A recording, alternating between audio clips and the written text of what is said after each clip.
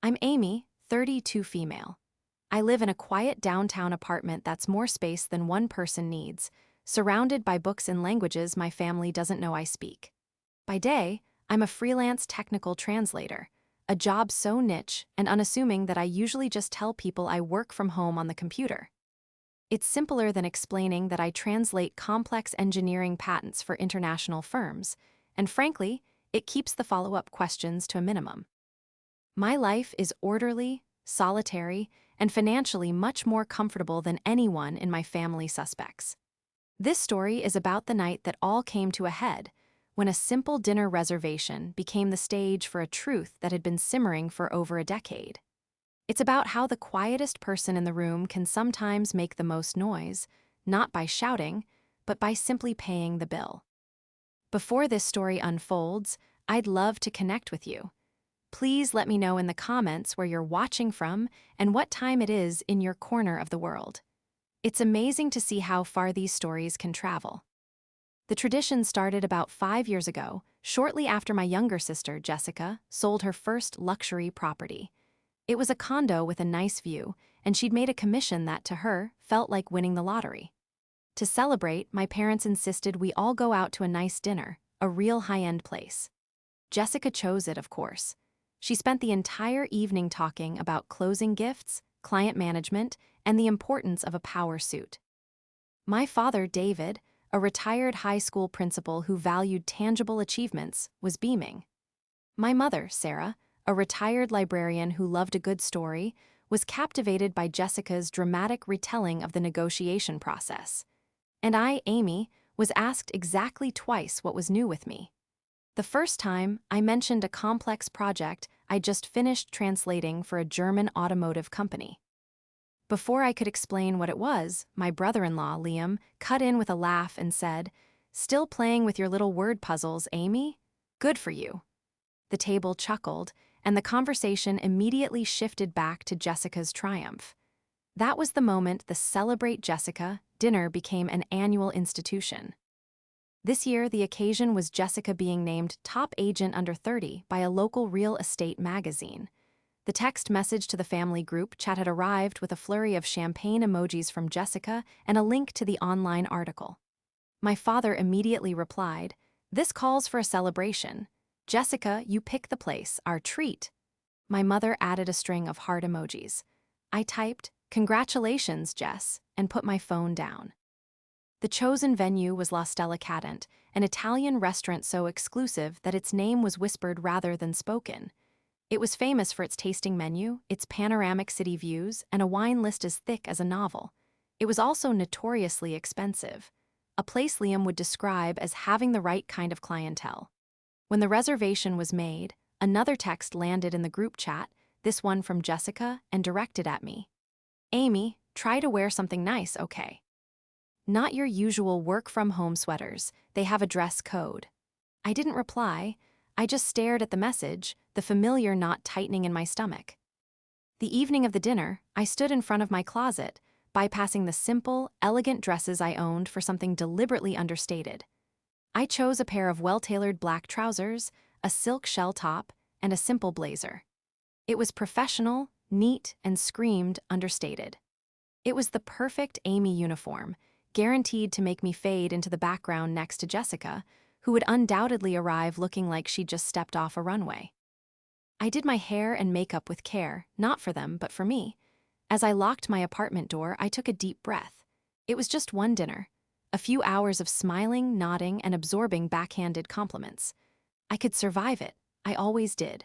When I arrived, they were already seated at the best table in the house, a sweeping semicircular booth overlooking the glittering city skyline. Jessica was radiant in a vibrant red dress, her blonde hair perfectly styled. Liam was beside her, wearing a suit that probably cost more than my first car, his expensive watch catching the light. My parents were sitting opposite them, looking proud and slightly awed. "Amy, there you are," my mother said, her smile a little tight as she took in my outfit. We were just about to order drinks. Jessica didn't even try to hide her disapproval. "Wow, Amy, that's what you decided to wear? I guess it's practical." Liam smirked. "Don't worry, Jess, she cleans up okay. Besides, someone has to look sensible." I forced a smile and slid into the booth next to my mother. The traffic was terrible, I said, a neutral, inoffensive statement. My father waved it off. Doesn't matter, you're here now. We were just arguing about Jessica's award ceremony. They gave her a beautiful crystal plaque. The waiter arrived, a polished professional with a warm demeanor. He handed us the leather-bound menus. My father glanced at the prices and cleared his throat, a subtle but unmistakable sign of his discomfort. He and my mother lived comfortably on their retirement pensions, but this was a significant splurge for them. A splurge they were only too happy to make for Jessica. The tasting menu looks wonderful, Liam announced, not asking anyone else. We should do that, with the premium wine pairing, of course. My father's smile faltered for a second before he pasted it back on. Of course, nothing but the best for our star. The order was placed. The first course arrived, a delicate arrangement of seafood that looked like a work of art. As we ate, the conversation, as always, orbited Jessica. Her clients, her listings, her new luxury SUV, her plans for a vacation to Monaco. My father turned to me, fork poised midair, clearly feeling a pang of parental guilt for ignoring me. So, Amy, he began, his voice a little too loud. How are things in your line of work? I knew this was my one chance to contribute something before the spotlight swung back to Jessica. It's going really well, actually, I said. I just signed a new long-term contract with a major tech firm in South Korea. It involves translating their proprietary AI software documentation. I was proud of it. It was a huge step for me, a sign of the reputation I had painstakingly built over the last 8 years. Liam let out a short, sharp laugh. He dabbed his mouth with his napkin, a gesture of performative politeness. Proprietary AI software documentation, he repeated slowly, as if the words themselves were ridiculous. Sounds thrilling. Do they pay you in Bitcoin or just regular person money? Jessica jumped in, her voice dripping with mock concern. Oh, Liam, be nice. Amy's happy with her little projects. It's good to have a hobby that pays a few bills, right, Amy? My mother reached over and patted my hand. It's wonderful that you have something to keep you busy, dear. Keep me busy? A hobby? The words hung in the air, cheapening the years of intense study, the late nights, the stress of deadlines, and the immense intellectual effort my job required. They saw me as a dilettante, a child playing at a job while my sister was out conquering the world. I looked across the table at Jessica, who was now showing everyone photos of her new designer handbag on her phone. I saw the casual dismissal in her eyes, the same dismissal I'd seen for 20 years. And in that moment, something inside me shifted. The knot in my stomach wasn't just anxiety anymore, it was a cold, hard ball of anger. They had no idea who I was, what I did, or what I was capable of. They saw what they wanted to see. The quiet, bookish older sister who was destined to be eclipsed by her dazzling, younger sibling. The dinner was far from over, but I already knew one thing for certain. This would be the last Celebrate Jessica dinner I ever attended. They just didn't know it yet. The dynamic between Jessica and me was cemented early on, probably around the time she learned to walk, and I learned that whatever I was holding, she wanted. Being just under 3 years older, I was expected to be the mature one, the responsible one, the one who understood.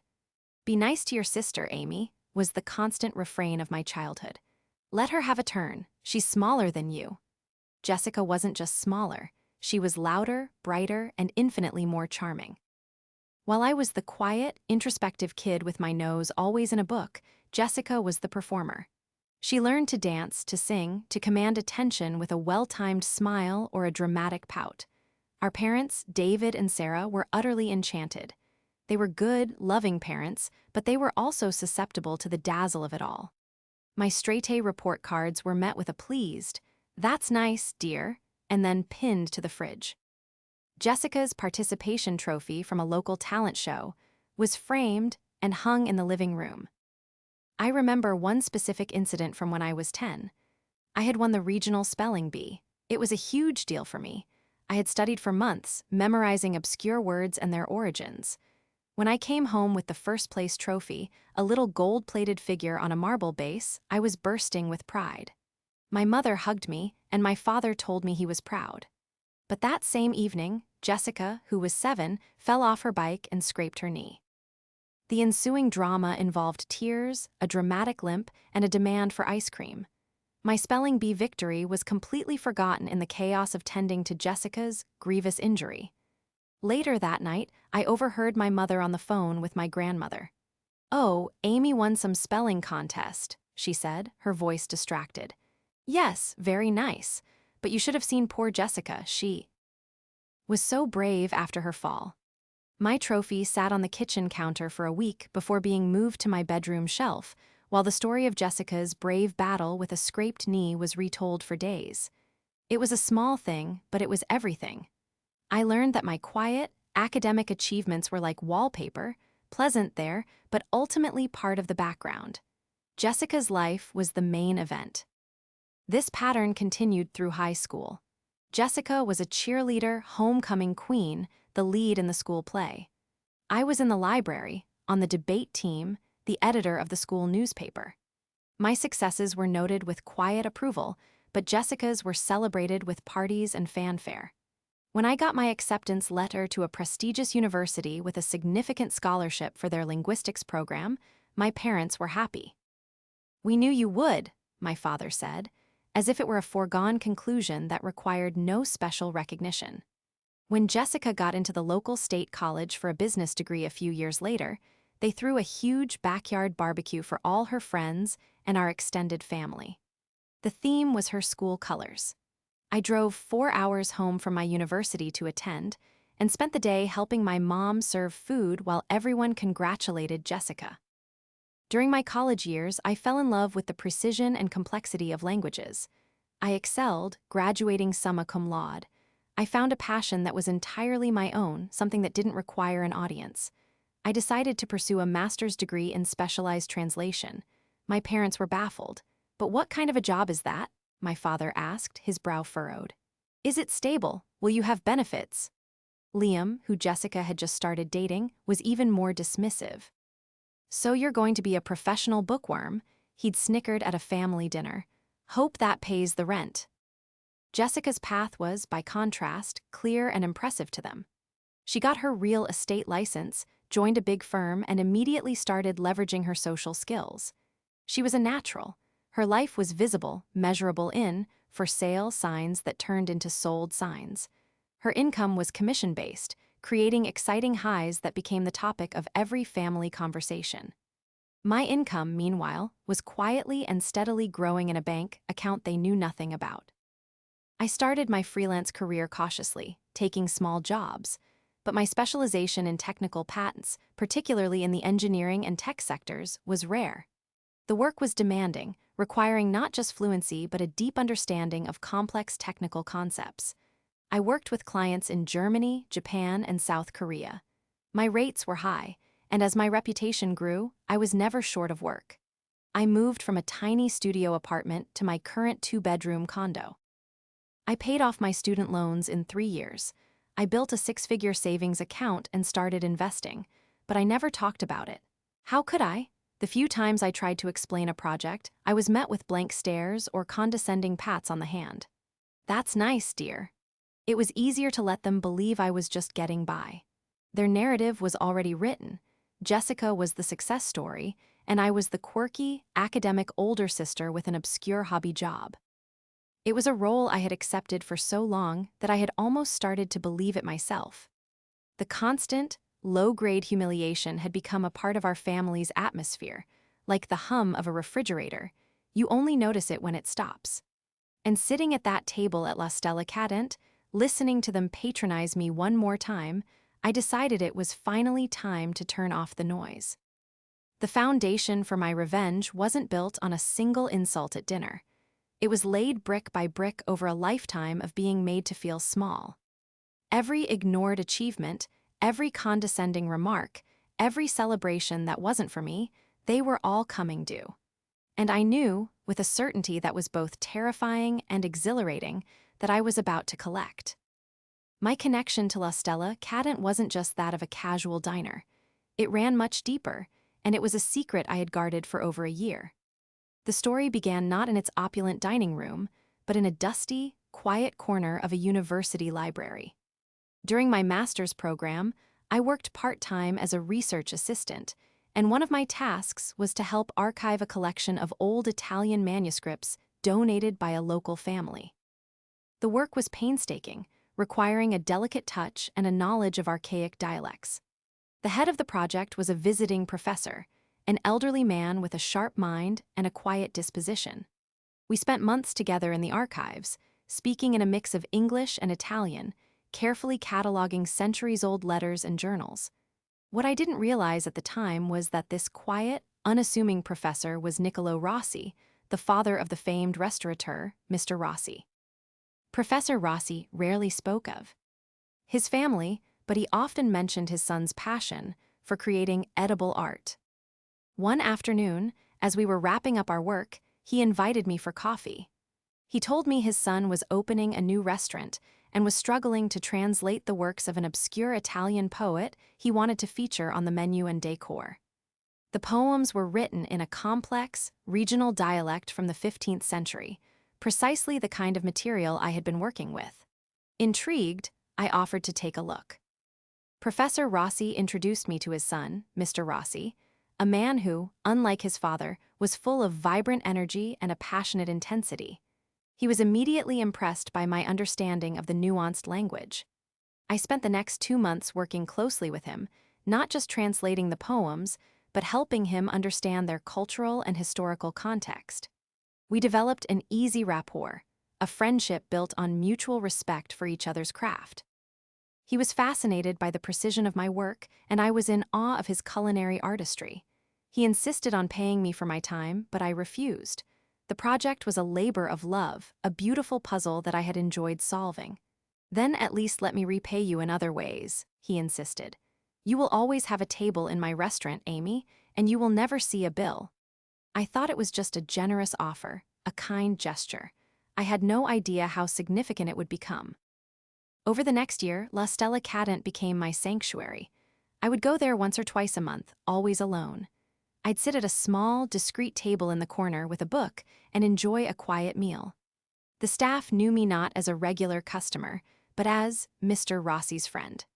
They treated me with a quiet, respectful warmth that was a world away from the loud, performative affection of my own family. Mr. Rossi would often join me for a glass of wine if he wasn't too busy, and we'd talk about everything from medieval poetry to the challenges of running a small business. He knew about my family. He'd listened patiently as I recounted, with a sad sort of humor, the latest story of Jessica's triumphs and my own invisibility. He never offered advice, but he listened with a sympathetic ear, and his quiet presence was more comforting than any words could be. The world has 2 types of people, Amy, he told me one evening, swirling the wine in his glass. Those who need the applause and those who are the reason for it. There is more power in the second. La Stella Cadent was my secret. It was the one place in the world where I was Jessica's sister, or the quiet one. I was Amy, the scholar, the expert, the friend. I was respected for my mind. My family, meanwhile, had no idea. To them, a place like this was the exclusive territory of people like Jessica and Liam, people with real jobs and real success. The irony was rich. Jessica, who chose this restaurant to flaunt her success, had no idea that I was more at home here than she could ever be. She thought she was introducing me to her world, a world of luxury and status. In reality, she was a tourist in a place where I held a quiet, honorary citizenship. This knowledge was a small, private comfort. I never intended to use it as a weapon. I was content to keep my 2 worlds separate. The world where I was underestimated and overlooked, and the world where I was valued and seen.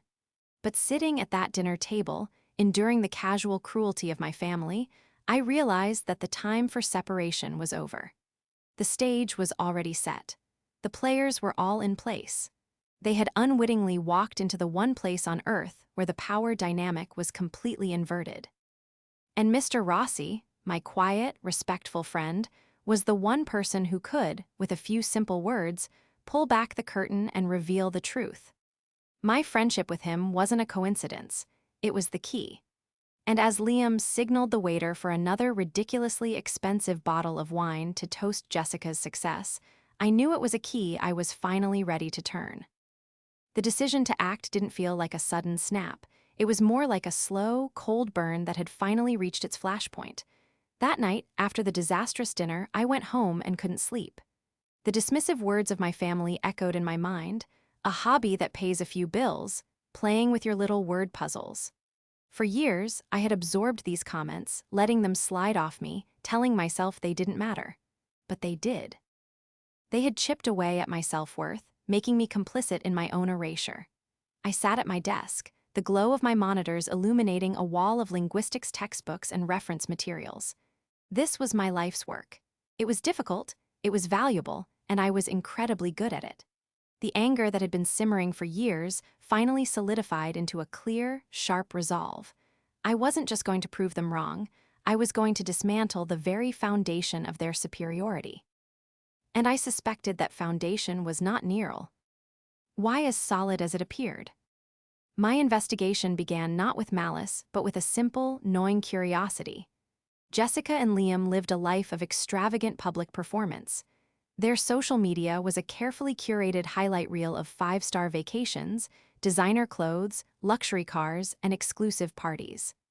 Liam, the financial advisor, and Jessica, the top realtor, were the ultimate power couple, but something about it felt fragile. Liam's condescension, his constant need to broadcast his wealth, struck me not as the quiet confidence of old money, but the loud anxiety of someone trying to prove something. My first step was subtle. I started paying closer attention. During family get-togethers, I listened more than I spoke. I noticed how Liam would vaguely refer to the market and my clients, but never offered specific details.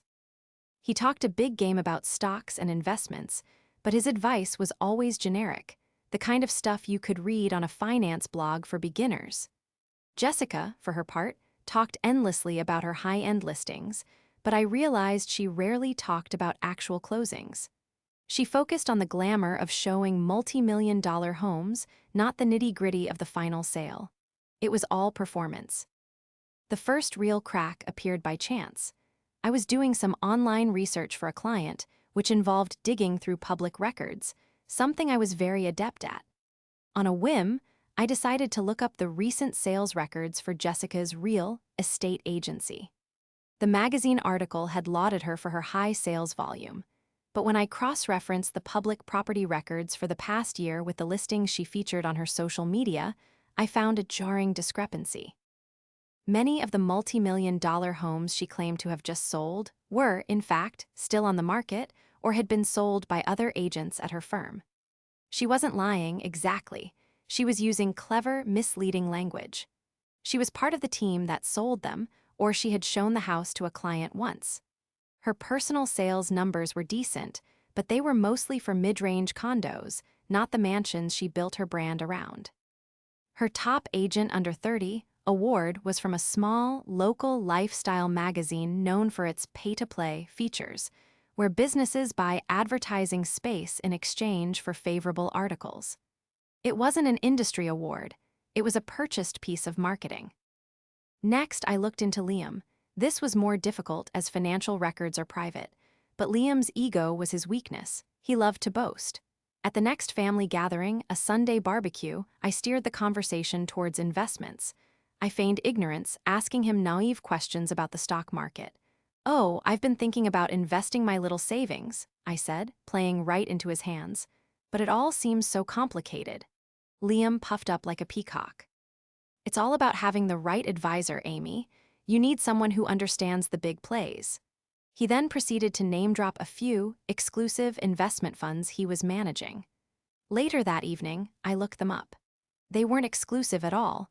They were standard, hyphy mutual funds managed by the large firm his father worked for.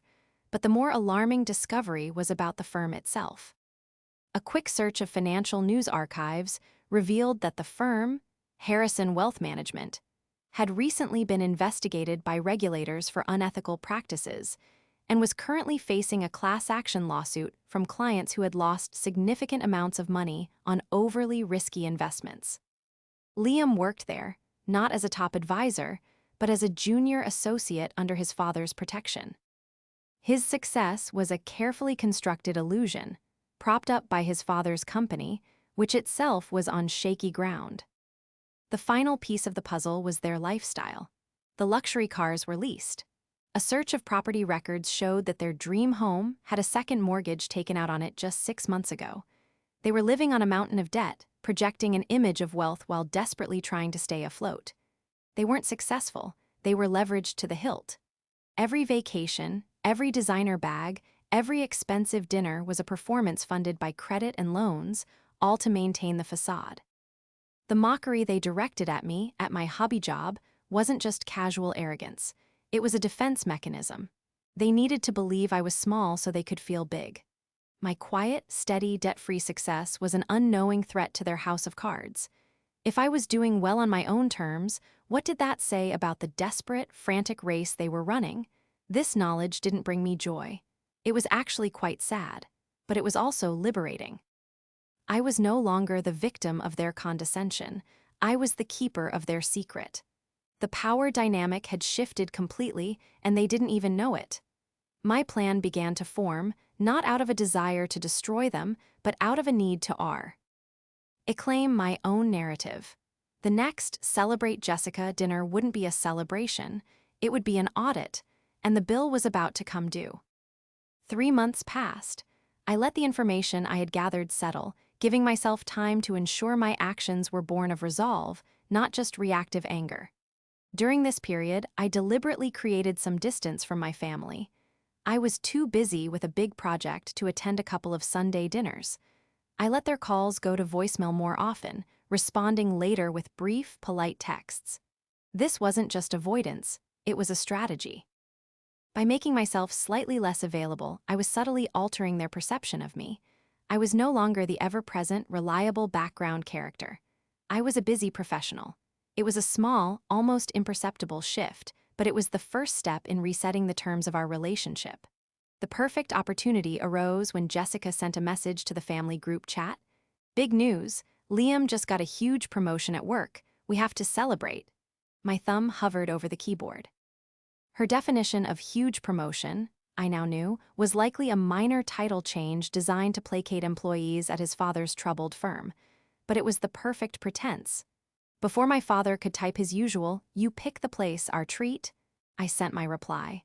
"That's wonderful news. Congratulations to you both. To celebrate, dinner is on me. My choice of venue this time. Let's do it next Saturday." The response was immediate and telling.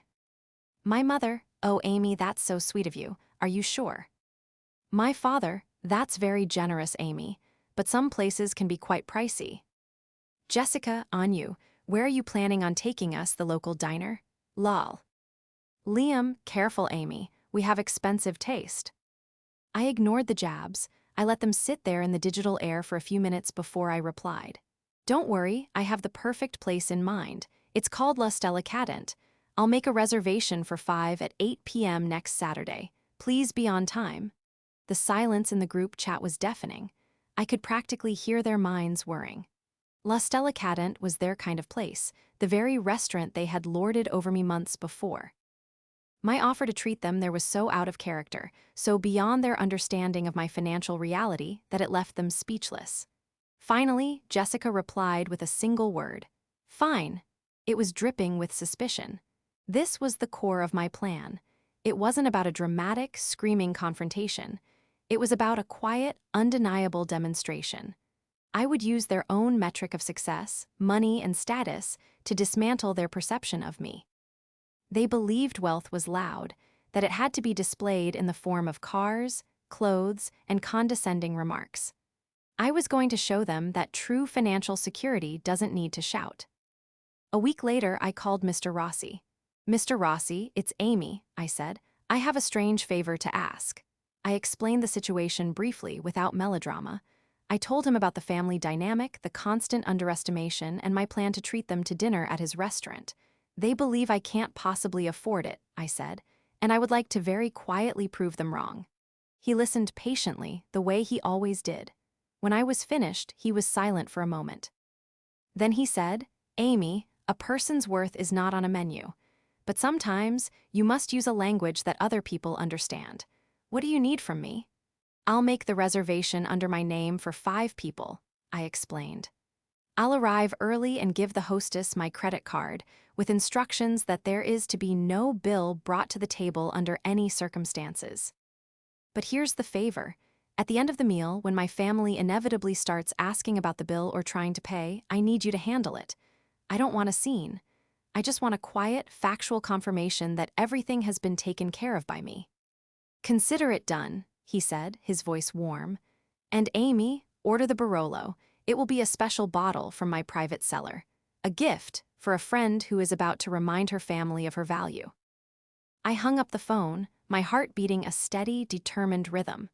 The trap wasn't just the dinner, it was their own prejudice. They would walk in expecting to mock me, to condescendingly offer to cover the bill when my meager savings ran out. They would be so blinded by their own narrative that they wouldn't see the truth until it was presented to them as a simple, undeniable fact. The reservation was made. The stage was set. All I had to do now was play my part. The quiet, unassuming daughter who had, for one night, decided to pick up the check.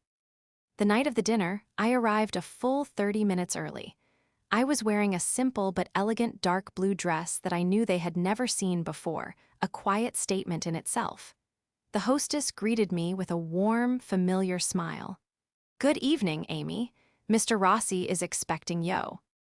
Your table is ready." I handed her my premium credit card, the one with a heavy, metallic feel and no spending limit.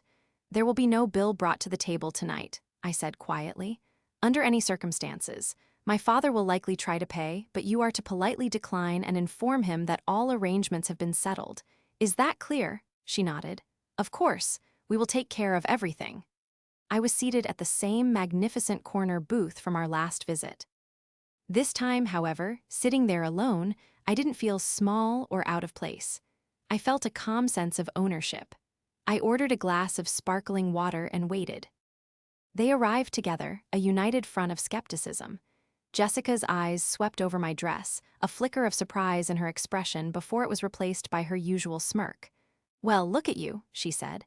"You found the place okay?" Liam clapped me on the shoulder a little too hard. "Bold move, Amy, hope you've been saving up." My parents just looked nervous, as if they were worried they'd have to swoop in and rescue me from financial ruin at the end of the night. The dinner began much like the last one, with one key difference: I was in control. When the sommelier approached, Liam immediately tried to take charge. "We'll start with the champagne, the Veuve Clicquot." Before the sommelier could respond, I looked at him and smiled. "Actually, we'll be having the Barolo Mr. Rossi set aside for me." The sommelier's eyes lit up with recognition. "An excellent choice, madam, the 2010 Ricerva. I will decant it at once." Liam stared at me, his mouth slightly agape. He knew wine, and he knew that what I had just ordered was in a completely different league from his standard champagne call. It was a subtle but clear signal that I knew exactly what I was doing. Throughout the meal, I steered the conversation. I asked my father about his garden. I asked my mother about her book club.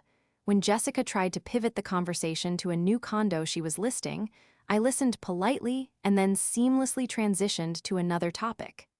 I was pleasant, engaged, but I was no longer a passive audience for the Jessica and Liam show. Their attempts to patronize me fell flat. "So, Amy," Liam said, swirling the deep red Barolo in his glass, "how's the translation business? Still plugging away at that?" "It's excellent, thank you," I replied smoothly, taking a sip of wine. "I've been working on the new patent portfolio for a self-driving vehicle company. It's fascinating work, incredibly lucrative, too." I didn't elaborate. I just dropped the statement on the table like a stone, letting the ripples spread. For the first time, they seemed at a loss for words. My confidence was unsettling to them. It didn't fit their narrative. As the dessert plates were cleared, the moment I had been waiting for arrived. My father, ever the traditionalist, cleared his throat and began reaching for his wallet. "Well," he said with a sigh of relief, "that was a truly wonderful meal. Now, Amy, don't be silly, let me take care of this." "That's not necessary, Dad," I said calmly. "I told you it's my treat." "Don't be ridiculous," Jessica chimed in, a sharp edge to her voice. "We all know you can't afford this. We appreciate the gesture, but let Dad pay." Liam laughed. "Yeah, Amy, what did this little stunt cost you?" 3 months' rent. I simply shook my head and looked for our waiter, but it wasn't the waiter who approached our table. It was Mr. Rossi himself, looking distinguished in a tailored suit. He walked to our table with a warm, professional smile. My family stiffened, immediately impressed and intimidated by the presence of the owner. "Good evening," Mr. Rossi said, his voice smooth and calm. He nodded to my parents, Jessica and Liam. Then he looked directly at me. "Amy, I trust everything has been to your satisfaction this evening?" "It was perfect, Mr. Rossi. Thank you," I replied. My father, flustered, saw his opportunity. "Mr. Rossi, a pleasure to meet you. My daughter made this reservation, but I'll be handling the bill." Mr. Rossi's smile didn't waver. He placed a gentle hand on my father's shoulder. "Sir, your daughter is one of our most valued patrons. There will be no bill tonight, or any night." Jessica's fork clattered onto her plate. "What do you mean, valued patron?" she asked, her voice high-pitched. Mr. Rossi turned his kind eyes to her. "I mean that your sister, Amy, is not just a guest here. She is a dear friend and a respected professional colleague whose work was instrumental to the creation of this restaurant. She holds a permanent reservation and an open account. Her presence here is an honor for us." He looked back at me. "Amy, my friend, it was a pleasure to host your family." With a final, warm nod, he turned and walked away. The silence at the table was absolute. It was thick, heavy, and suffocating. My father stared at his hands, his wallet still sitting on the table. My moth. R looked at me as if seeing me for the first time. Liam's face was pale, his usual smirk completely gone. And Jessica just stared at me, her eyes wide with a mixture of shock, confusion, and dawning humiliation. The question she had sneered at me months ago hung in the air between us. "How are you paying for this place?" Mr. Rossi had just answered it. Not only could I pay for it, but in this world they so admired, I was the one with the real currency. Not money, but respect. The facade had been shattered, not with a shout, but with a quiet, devastating truth. The bill had been settled long before they ever sat down. No one spoke as we put on our coats and walked out of the restaurant. The valet brought my sensible, paid-off sedan around first. The silence was thick with all the things that were not being said. As I got into my driver's seat, my mother came to my window and tapped on the glass. I rolled it down. Her face was a mixture of confusion and something that looked like regret. "Amy," she started, then stopped. We should talk." "Yes," I said, my voice even. "We should, but not tonight." She nodded, a little lost, and stepped back. I gave a small wave to my father, who was still standing silently on the curb, then pulled away, leaving them to wait for Liam's least luxury SUV. The drive home was the quietest, most peaceful 10 minutes of my life. I didn't feel a rush of triumphant glee or a desire to gloat. I just felt light. The heavy cloak of their expectations and condescension, a garment I had worn for so long I'd forgotten it was there, had finally been lifted. I wasn't angry anymore. I wasn't hurt. I was just free. The next day, the calls started. First, my mother. She was apologetic, stumbling over her words, trying to explain that they had no idea and that they were so proud. But the words felt hollow, reactionary.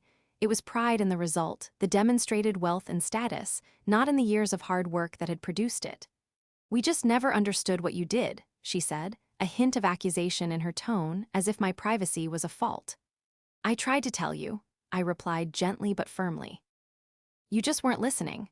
My father called next. He was more direct. "I feel like I've failed you, Amy," he said, his voice thick with emotion. "I should have paid more attention, I'm sorry." His apology felt more genuine, rooted in a real sense of parental regret. It was a start. Jessica and Liam were silent for 3 days. The group chat was dead. Then, I received a long, rambling text message from Jessica. It was a masterpiece of non-apology. It was full of phrases like, "I'm sorry if you felt that way," and "I was just joking around," and "you were always so secretive, how were we supposed to know?" She was trying to reframe the narrative, to cast herself as the victim of my secrecy rather than the perpetrator of years of belittling. The text ended with, "I guess we're all just really shocked you didn't share your success with your own family." I didn't reply. Some things don't deserve a response. A few weeks later, my parents invited me to dinner, just the 3 of us. It was at their house, a simple home-cooked meal. It was awkward at first, but then we started to talk, really talk, for the first time in years. I explained my work, the complexity, the dedication it took. I didn't talk about the money, but about the passion. I told them how it felt to be constantly compared to Jessica, to have my achievements overlooked. They listened. For the first time, they really listened. It wasn't a magical fix. Decades of ingrained family dynamics don't vanish overnight, but it was a beginning. A new foundation was being laid, one built on honesty and a newfound respect. My relationship with my parents began to slowly heal. My relationship with Jessica, however, was fractured beyond repair. Her identity and her marriage was built on a foundation of perceived superiority. I had shattered that perception, and she couldn't forgive me for it. We are civil at holidays, for the sake of our parents, but the old dynamic is gone, replaced by a cool, distant formality. Liam avoids eye contact with me entirely. I later heard through my father that his firm went through major restructuring and he was demoted. They sold their house and moved into a smaller one, a move Jessica explained on social media as downsizing to a more minimalist lifestyle. As for me, my life is better than ever. My business continues to thrive. My friendship with Mr. Rossi has deepened. I travel, I invest, and I enjoy the quiet, comfortable life I've built for myself. The biggest change, though, is internal. I no longer seek validation from anyone. The dinner at La Stella Cadent wasn't really about them. It was about me. It was about me reclaiming my own story and refusing to be a footnote in someone else's.